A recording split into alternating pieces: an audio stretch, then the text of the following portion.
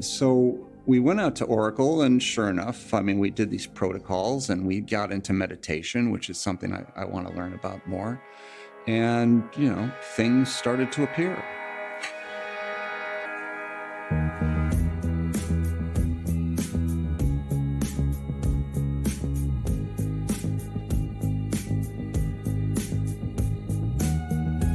Wow. Oh, no. Oh, and it's fading out. Yeah, it just went away. It just faded out.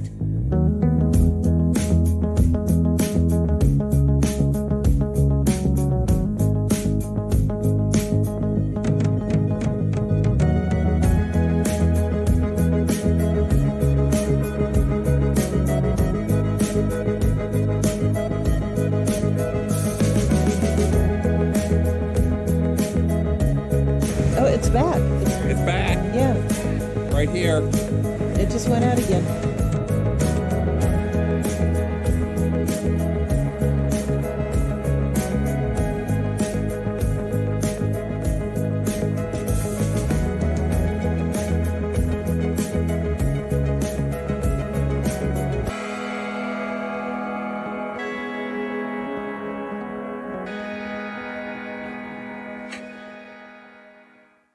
The steps of this are that you sit in quiet consciousness, and you don't have to have a full-on samadhi or whatever, but just in quiet consciousness, connect to that aspect of your mind that is unbounded, and then intend to sense, feel, see, know where the ET craft is. It could be in another galaxy. Connect to those beings, politely invite them to come and visit you, and then you connect to their communication systems and their consciousness, which are integrated, and you show them where you are. So you kind of zoom in. It's almost like a vectoring, a zooming in from wherever they are to where you are. Let's say if you're in North Carolina, you're coming into Earth, you're coming into North America, the East Coast, the mountains, the Blue Ridge, zoom, down to a few square meters around where you are, where you clearly show them where you are. And you do this in a coherent thought sequence that is continuous. I got it. Oh my gosh. Oh, How? It's very easy to do once you practice it for a while. The key thing is to first take about half an hour to meditate, go into quiet mind, then sense where they are, and then invite them. Well, people say, well, you're calling them. I say, well, no, it's not like that. You're actually making contact and consciousness and thought before they arrive in their craft or transdimensionally around you. And when the ETs approach us most profoundly is when everyone in the team is in a coherent state of consciousness and are clearly doing this with the intent. This cohesion with the group, this meditation being part of making contact, which I had no idea. Even though I'm looking at your YouTube videos, that component didn't resonate. It was my scientific brain saying, well, I'm gonna go look at UFOs. What happens in these groups is there's a coherence between a bond between the group. And when there's a love and a connection there, it enhances the part of making contact because we're together, we're one. There's like a fine love there between all of us. The second or third night, we had the twin ships come, from the Atlantic Ocean, 9:10 at night. Here's all of a sudden this ship comes in and it's like the size of the sun and it's pulsing. And Dr. Greer, you signal it with your laser and then a second one manifests and they're both pulsing. At that point, my hair is standing up. I have the chills. I'm going, this is amazing. I'm like, it's to actually witness something firsthand as opposed to seeing it in television or see photographs. It's mind-blowing. For me, it was so profound. I couldn't sleep that night. I was just amazed, but the amazement was that not that I saw it, and actually I needed that because I have that mindset, but the feeling you got. I got this incredible feeling. You have these two ships, and then I can't explain it. It's just an emotional state. I was so taken by it. Once you see something, you can't unsee it. It sort of shattered my small view of the world, and I became aware. Learning the protocols and making this kind of contact has really helped me move up a notch spiritually. I really feel that it's helped me to really see the oneness in all things. When you're sitting under a blanket of stars, you're really part of it. I mean, it's, you feel you're a little drop in that huge ocean. Sorry, it's emotional. You have to experience it, but I wish for everybody to have that opportunity. Mind is a wave of the ocean of being. Maharishi Mahesh Yogi. When I first started out, it was shocking. The first few orbs I saw, the phenomena I saw, changed my entire paradigm. The first sighting was an incredible triangle formation of 3 golden spheres over my apartment in Newport Beach, California. I ran outside and saw this formation right above my house at close range, and I managed to capture it on film. As I put the lens on it, I saw they were 3 perfect golden spheres, all holding this incredible formation over my apartment. The longer I filmed, the more maneuvers they demonstrated, and it was clear the objects were under intelligent control. It was Christmas morning, December 2016. I was on my porch having coffee when I saw this incredible double-staged orb flying through the air. I was following this object upward, and it went right up like it was going to pass out of my line of sight. When I asked the object, please turn back around, I didn't want the experience to end. Amazingly, it stopped, changed direction, then headed back downward. That was truly profound to me, that I could meditate, send my thought into the universe, and then have a visual response in the sky to confirm that we are interacting with each other. That says something about the nature of mind, the nature of the phenomenon itself, and the power of our own consciousness to interact. In October 2018, we had the biggest sighting I've seen yet in Long Beach, California. My girlfriend and I were in the backyard when we saw this huge white object in the sky. And this was different than most of the normal orbs I've filmed. This object was elongated and almost looked like a moving portal in the sky. Amazingly, once I got the camera on it, an incredible triangle formation of orbs shot out of this main object, and I captured it on film. You can hear how excited I am in the film to see this again, this triangle formation for the 3rd time. Fuck is that thing? Wow. Holy shit. Continued to film the object as it traversed across the sky, when suddenly it started ejecting a series of these smaller orbs, 50 smaller objects and counting. Strangely, I could only see the smaller orbs on my infrared camera. They were not visible to the naked eye. Goes to show you how much is flying around in the sky that we can't see.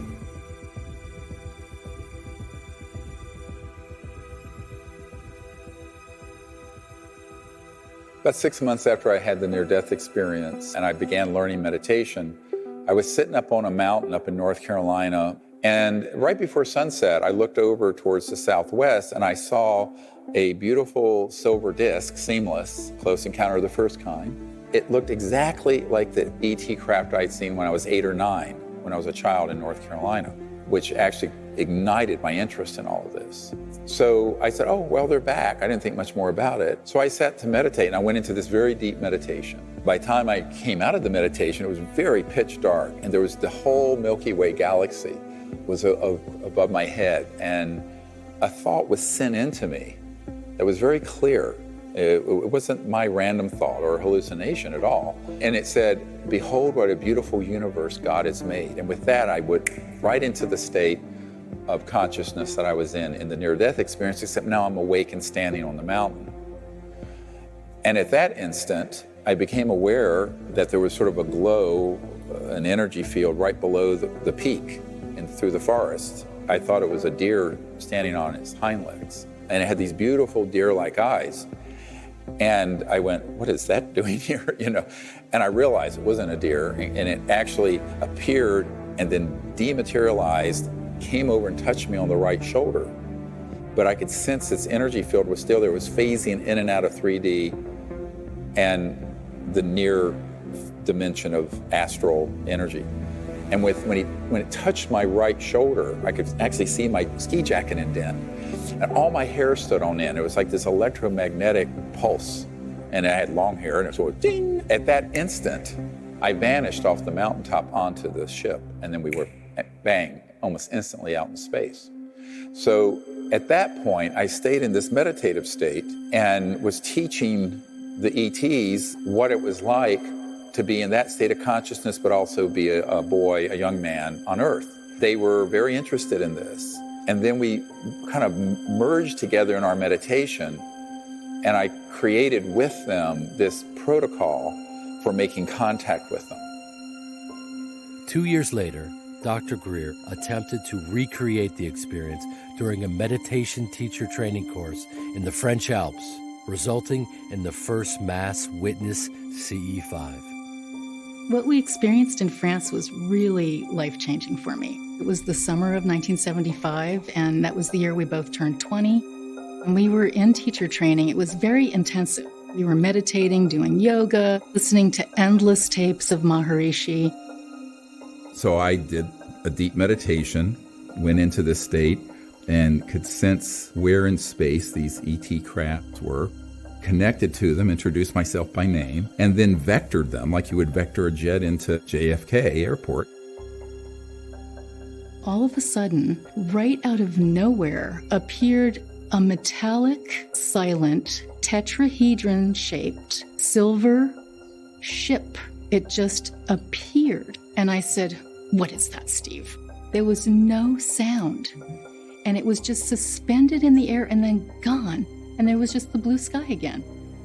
It will happen if you do it with just a pure state of innocence about it. And that's when I realized that this can actually be done with groups of people. And I just filed that away. Snoopy 2, if you would, turn towards the tower and show me your light so I can look over that way with glasses. Snoopy 2, Roger. We got, I don't know where they got to now. There was two of them. They were low, and then they went to about 4,000 foot and started circling. There was two of them, no navigation lights at all on them. In 1977, Dr. Greer discovered how precisely he could vector ETs to a specific location.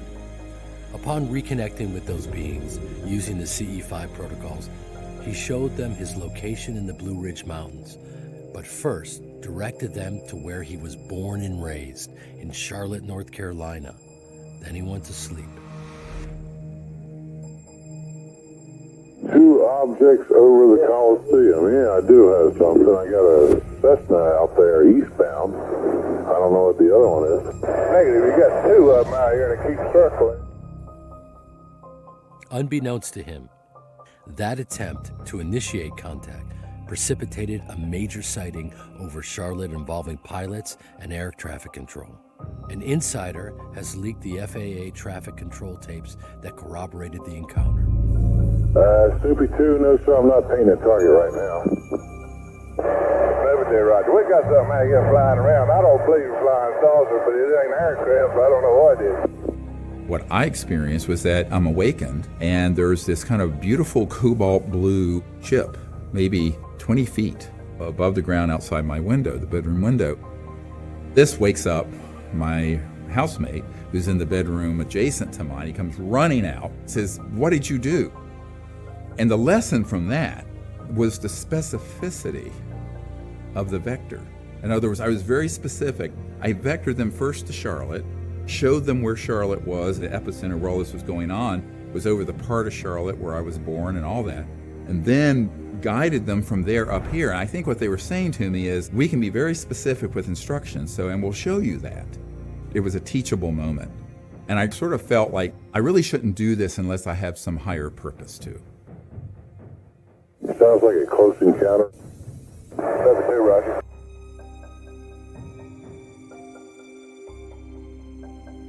In 1990, he formed the Center for the Study of Extraterrestrial Intelligence to disseminate the CE5 protocols and establish peaceful and sustainable relations with ET life forms. 2 years later, Dr. Greer and his team went up to Woodborough Hill in Wiltshire, England. There, they visualized and thought a geometric pattern symbolizing the trilogy of components that make up the CE5 protocols: thought, light, and sound. Immediately, this crop circle appeared in the field nearby.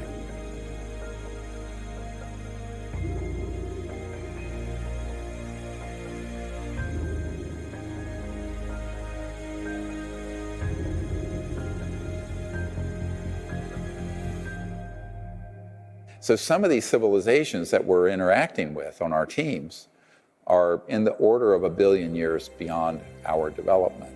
And all those beings in that civilization are in a state of unity consciousness that is so enlightened that they could be confused with, say, an angel or something, but they're not. They're not from, they're ETs with star systems and planets and bodies, but their level of consciousness would be at the level of, say, the highest spiritual realm. There's a precise correlation to the kind of technology that you will observe and the level of consciousness that civilization has attained. Let's take our own civilization. We're mostly still separate people, and we are operating through a reductionist separate paradigm. We're also still very violent and destructive. So let's look at our technologies. Oil, we're burning something and destroying the air. Nuclear power, we're splitting and tearing apart an atom to create heat, to turn a turbine, to create electricity. Coal, we're digging stuff up and destroying mountains and then burning this stuff in a fiery furnace. It's all very destructive. And so our technologies are a corollary to our inner state of consciousness. In 1964, Soviet astronomer Nikolai Kardashev proposed a hypothetical scale of measuring a civilization's level of technological advancement based on the amount of energy they're able to utilize. A level 1 civilization, also called a planetary civilization, can use and store all the energy available on its planet. At that point, their main focus becomes the development of higher states of consciousness. Because they have all the technologies to meet everyone's needs. There's no shortage. Their economic system is non-economic in the sense that there is an infinite abundance for everyone because of these technologies that can materialize things out of the substrate of space-time, the elementals of space-time. So at that point, a civilization becomes really focused on the development of higher states of consciousness. And as they evolve in consciousness, their technologies evolve with them. They will begin to then unfurl the mysteries of consciousness and the cities I mentioned earlier in the Vedas, but those get applied technologically, which include levitation, teleportation, dematerialization, bilocation, where the same object can be instantly resonantly created and be in two places at once. We've had this happen on our team. As water by cooling and condensation becomes ice, so thought by condensation assumes physical form. Everything in the universe is thought in material form. Paramahansa Yogananda.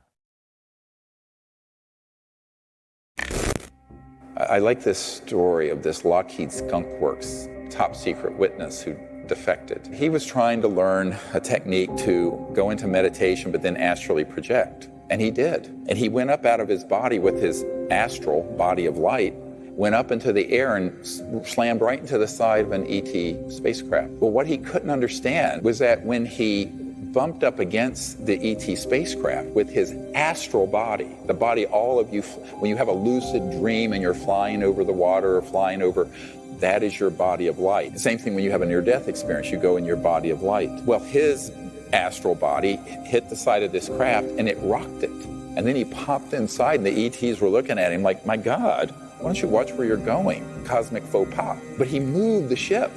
He says, how did my astral body move that ET spacecraft? I said, because the density of that spacecraft, resonantly, energetically, was identical to your astral body, because with the naked eye, it was shifted out of 3D into this dimension that is increasingly conscious energy and conscious forms.